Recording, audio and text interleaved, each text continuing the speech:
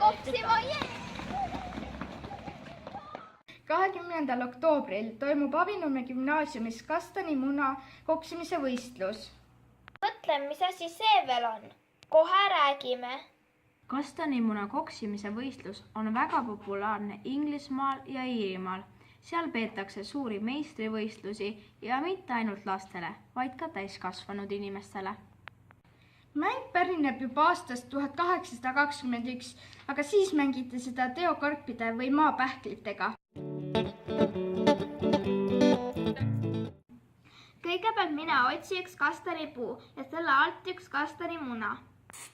Meil on üks suur kastanipuu koolimaja ees. Lisaks kastanimunale on sul vaja naasklit või kruvikeerajat ja umbes 30 sentimeetri pikkust nöörijuppi.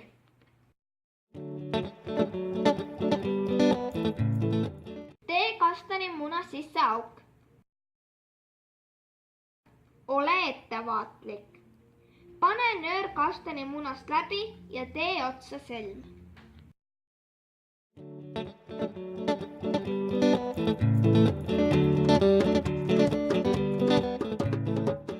Mängijad löövad kordamööda vastase kastanimuna pihta. Kui nöörid lähevad sassi, siis see, kes esimesena kastanimuna hõikab, saab ühe korra veel lüüa. Kui mängija lööb vastasmängija. Kas sa teadsid, et elevandil on lont ja et sebral on triibud? Aga kumb oli enne? Kas kana või muna? Kui mängija lööb vastasmängija munast mööda, siis võib ta 2 korda veel proovida. Kui kastanimuna kukub maha, siis kui see, kelle muna maha kukkus, hõikab esimesena, ei trambi, siis ta saab 1 korra veel lüüa. Kui teine mängija jõuab enne öelda trambin, siis võib ta vastase kastanimuna katki trampida. Ja võidab see, kelle kastanimuna jääb terveks. Ole kastanimunaga koksides ettevaatlik ja ära teistele mängijatele haiget tee. Leota kastanimuna eelnevalt äädikas vähemalt 8 tundi. Küpseta kastanimuna ahjus 200 kraadi juures, mitte rohkem kui pool tundi.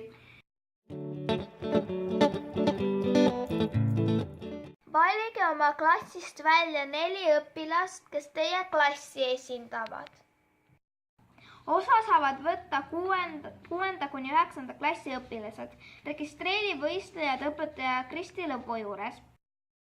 Kohtumiseni reedel 20. oktoobril kell 14.00 aulas. Ära oma kastanimuna koju unusta. Ja auhinnaks on uhke karikas ja üllatus. 4. Action.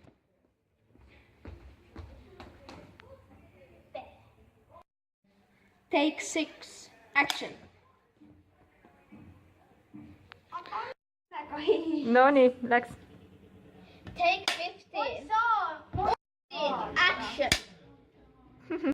Ma oled ainult seda oleks näha. Aga Anna, käsi peab ainult ja see, sina tule ise eest ära. Mida sa teed?